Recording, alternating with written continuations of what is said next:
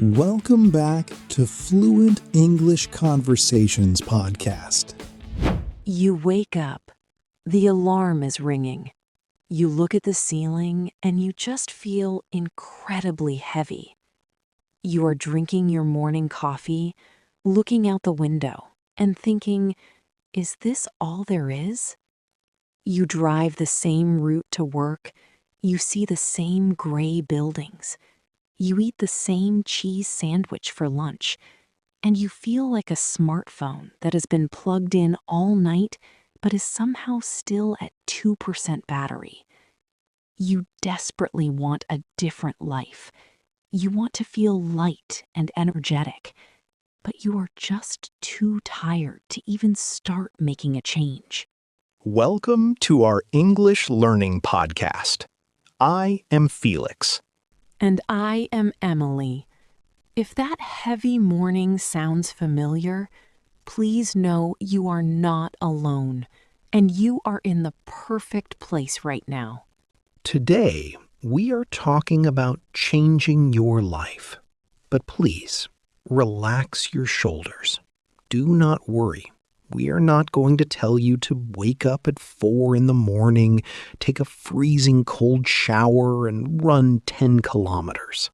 Exactly. We believe in gentle, quiet, tiny changes. Changes that do not make you feel guilty or exhausted. Before we dive into these gentle steps, if you want to improve your English listening skills while drinking your coffee, please hit the subscribe button. It is a tiny step that helps our channel grow. Let us start with the first feeling, the reason why people want to change. Emily, I think most people just feel stuck. Let us look at our first phrase for today. To feel stuck. To feel stuck. This simply means you want to move forward in your life, but you cannot. You are frozen in one place, usually a place you do not like. It is like stepping into wet cement. Or imagine you are wearing a thick winter coat that got completely wet in the rain. It is so heavy, it is uncomfortable, and every single step is difficult. You just cannot walk normally. That is a great picture. A heavy, wet coat. For a real-life example, imagine a person who has worked in the same small office for 7 years. They do not learn anything new. Their boss never says thank you, but they are too afraid to leave. They feel stuck. Let us practice this phrase together. Say it out loud with us. To feel stuck. To feel stuck. And the opposite of that is our next phrase. To move forward. To move forward. This means to progress, to improve, to take steps into the future. It is like finally taking off that heavy, wet coat and walking into the warm sunshine. You feel light. Yes. For example, learning 5 new English words today means you move forward. You are better than yesterday. Let us shadow this phrase. To move forward. To move forward. So, how do we start to move forward? The very first step is simple. You need to know yourself. You need to understand your current situation. That is true. You cannot clean a house in the dark. You have to turn on the lights first and see the dust. Knowing yourself means turning on the lights in your mind. Ask yourself 3 basic questions. What do I love doing right now? What do I want more of in my life? And what do I want less of in my life? I love that third question. What do I want less of? Usually, people only think about adding things. I want more money, more friends, more clothes. But sometimes removing things is much more important. It is like cleaning out an old kitchen cupboard. Before you buy beautiful new plates, you have to throw away the broken cups and the expired food. Exactly. Maybe you want less time watching random videos on your phone. Maybe you want less sugar in your tea. Getting rid of the old creates empty space for the new. But here is the biggest mistake people make. They figure out what they want, and then they try to change everything at once. This is our next key phrase: to change everything at once. It means trying to fix your entire life in a single day. This is so common. It is like trying to eat an entire birthday cake in one bite. You will not enjoy it, your stomach will hurt, and you will probably feel terrible. Yes. For example, you say, "Tomorrow I will quit drinking coffee, I will go to the gym for 2 hours, I will read a whole book, and I will only eat green vegetables." That is trying to change everything at once. And what happens? By lunchtime, you are exhausted. You eat a giant pizza, and you hate yourself. Let us repeat the phrase: to change everything at once. To change everything at once. So we must avoid the giant cake. Instead, we use our favorite idea on this podcast. Small steps lead to big changes. Small steps lead to big changes. This phrase is our core philosophy. It means tiny actions repeated every day create massive results in the future. It is like planting a tiny apple seed. You cannot see the tree the next day. You just see dirt.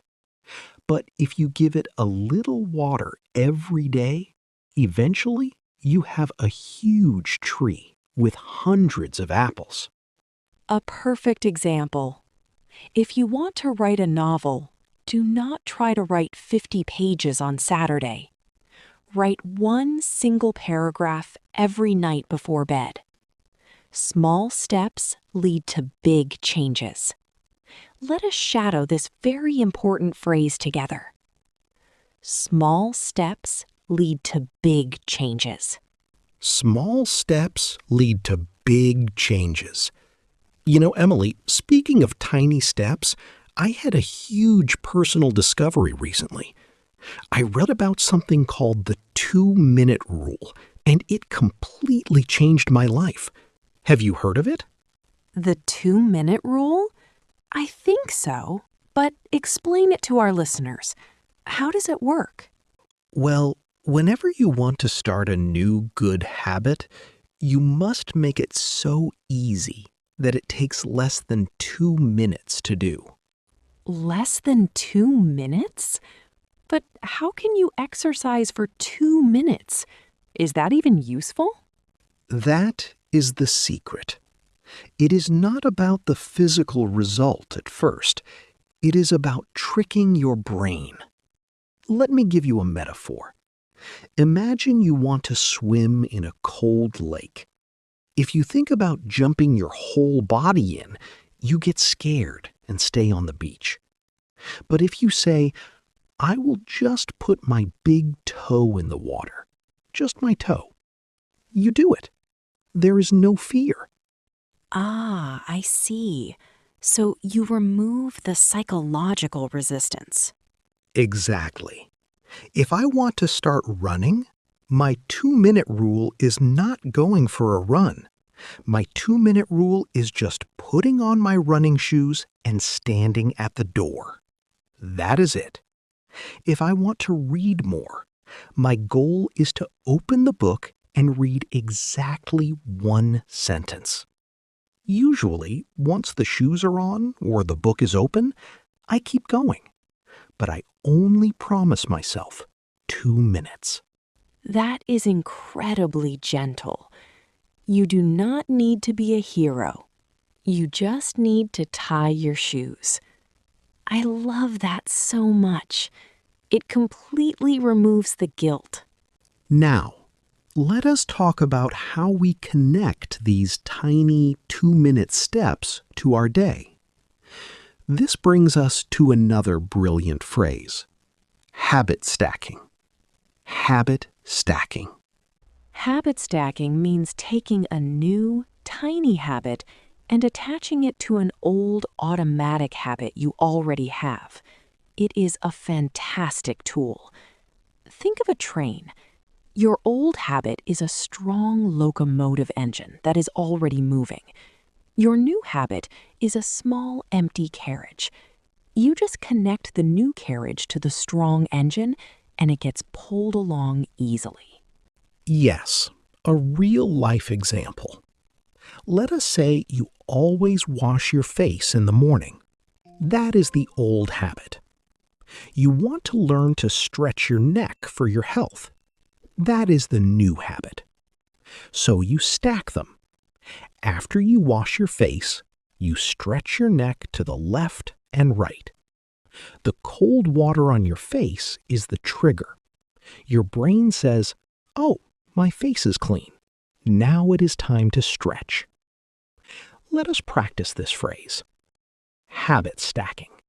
Habit stacking. This leads us to how we think about ourselves. Our thoughts are so powerful. We need to talk about having a growth mindset. A growth mindset. This phrase means believing that your abilities can improve with practice. You are not stuck with the brain you have today. It is like a muscle. A muscle grows when you lift weights. If you have a growth mindset, you believe your brain is like a muscle. It gets stronger when you learn new things. A person without a growth mindset says, "I am terrible at English. I will never speak it." A person with a growth mindset says, "My English is basic right now, but with practice, it will get better." Let us shadow this. Growth mindset. Growth mindset. But Felix, our mindset does not just come from inside us. It comes from the outside too. We need to look at who we talk to. There is a famous phrase we must learn. To be the average of. To be the average of. This phrase comes from mathematics, but in life, we say you are the average of the 5 people you spend the most time with. It means your personality, your income, and your happiness become a mix of the people around you. Yes. Imagine you have 5 buckets of paint. 3 are dark gray and 2 are black. If you mix them together, you will never get bright yellow. You will get a dark, sad color. If you spend your time with friends who always complain about the weather, complain about their boss, and never try new things, their dark gray paint mixes with your mind. You become negative too. That is so true. But if you spend time with people who read books, who laugh a lot, who try to eat healthy, their bright colors mix with yours. You become brighter. So look at your 5 people. Choose carefully. Let us practice. To be the average of. To be the average of. Now, even with a bright environment and small steps, something difficult will happen. You will have a bad day. You will eat the whole cake. You will skip your English lesson. And that brings us to a beautiful, comforting phrase. Failing is part of the process. Failing is part of the process. This means making mistakes is not a sign to stop. It is a normal, required step on the road to success. It is like learning to ride a bicycle. Falling off the bicycle is not a disaster. It is literally how your body learns balance. You cannot learn to ride without falling a few times. Exactly. If you try to stop eating sugar and on Friday you eat a giant chocolate bar, you did not destroy your life. Failing is part of the process. You just wake up Saturday and eat an apple. Let us repeat this beautiful sentence. Failing is part of the process. Failing is part of the process. But Emily, I know people still get very sad when they fail. I actually started doing something recently to help with this. I started using a visual habit tracker. Have you ever tried that? A visual tracker? You mean like an app on your phone? It can be an app, but I prefer a big paper calendar on my wall. Every day I do my tiny 2-minute habit, like reading one sentence of a book. I draw a big red cross on that day. Oh, I see. So it creates a visual picture of your success. Exactly. It is like building a beautiful brick wall. Every red cross is a brick. After a week, you see a solid line of red crosses. Your brain loves that visual chain. It gives you a hit of happiness, of dopamine. And then you do not want to break the chain. Even if you are tired, you read your one sentence just to draw that red cross. That is wonderful. But what happens if you get really sick? Or you have a terrible day at work and you come home completely exhausted? You just cannot put that brick in the wall. What do you do then? That is where my second secret comes in. I call it the minimum viable effort, or simply the bad day plan. The bad day plan. I like the sound of that. Tell us more. When we make a plan, we usually plan for a perfect day, a sunny day when we have lots of energy. But life is full of dark, rainy days. The bad day plan is the smallest possible action you can do to keep the habit alive when you have absolutely zero energy. Give me a metaphor. How does that look in real life? Imagine your normal habit is a bright ceiling light in your room, a beautiful bright lamp. But sometimes the electricity goes out. You have a power cut. You are tired and stressed. The bad day plan is having a tiny little match in the drawer. It does not give much light, but it keeps the room from being totally dark. Oh, I love that.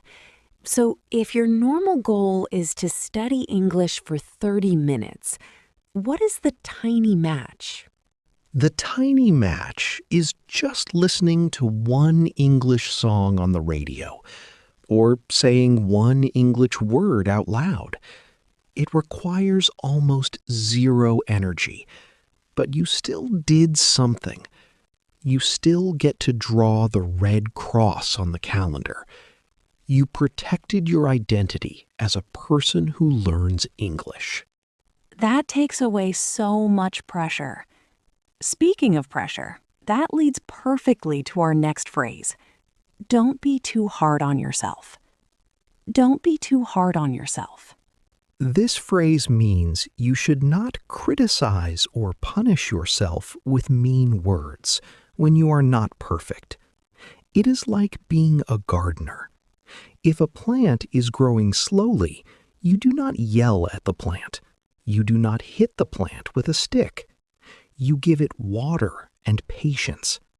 You need to give yourself water and patience. Yes, if you miss your bad day plan and you do zero English, do not look in the mirror and say, I am lazy and stupid. Just say, wow, I was really tired yesterday. Today is a new day. Let us practice. Don't be too hard on yourself. Don't be too hard on yourself, because everybody makes mistakes. And that is our next phrase, to make a mistake. Notice we use the verb make, not do. To make a mistake. To make a mistake means to do something incorrectly. It is like pouring orange juice into your bowl of cereal instead of milk. It is an accident. It is incorrect. But you just wash the bowl and start again. Exactly. In English class, saying a word with the wrong grammar is just pouring orange juice in the cereal. Nobody dies. You just correct it and move on. Let us shadow. To make a mistake. To make a mistake. And finally, how should we treat ourselves on this long journey of changing our lives? We need to use our final phrase, to be your own best friend. To be your own best friend. This means treating yourself with the same love, support, and forgiveness that you would give to someone you love deeply. Imagine your best friend calls you crying because they lost their keys. You do not say, "You idiot, you always ruin everything." No, never. You would say, oh no, I am so sorry. Let me help you look for them. It is going to be okay. To be your own best friend means talking to the voice in your head exactly like that. When you lose your own keys, tell yourself, it is okay. We will find them. Do not be mean to yourself. Let us shadow this beautiful phrase, to be your own best friend. To be your own best friend. So, as we come to the end of our podcast today, let us talk about a few gentle daily practices to help you build this new life. First, find a tiny moment for gratitude. Maybe right before you drink your first sip of water in the morning, think of one single thing you are glad to have. It can be as simple as, I am glad I have a soft pillow. It changes the color of your mind. Second, move your body just a little bit. You do not need a gym. While you wait for the shower to get warm, stretch your arms up to the ceiling like a tree growing branches. Send a little blood to your brain. Third, learn something tiny every day. You are doing it right now by listening to us. Even just 5 minutes of English keeps the engine running. Fourth, rest. Actually allow yourself to rest. Do not watch videos until 2 in the morning. Your brain needs sleep to clean out the garbage from the day. Treat sleep like a very important meeting with yourself. And fifth, always, always be kind to yourself. Use the bad day plan if you need it. Light that tiny match. Draw your red cross on the calendar. And remember that small steps lead to big changes. We are so happy you spent this time with us today. If you found a tiny bit of value in this conversation, please hit the like button and share this podcast with a friend who might be feeling a little stuck right now. Yes, sharing is caring, and we have a task for you. Go to the comment section below right now. Tell us, what is your 2-minute rule? What is one tiny, gentle step you will take today? Writing it down makes it real. We read every single comment, thank you for learning English with us.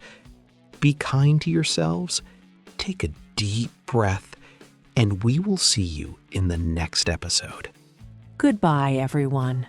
Have a peaceful day.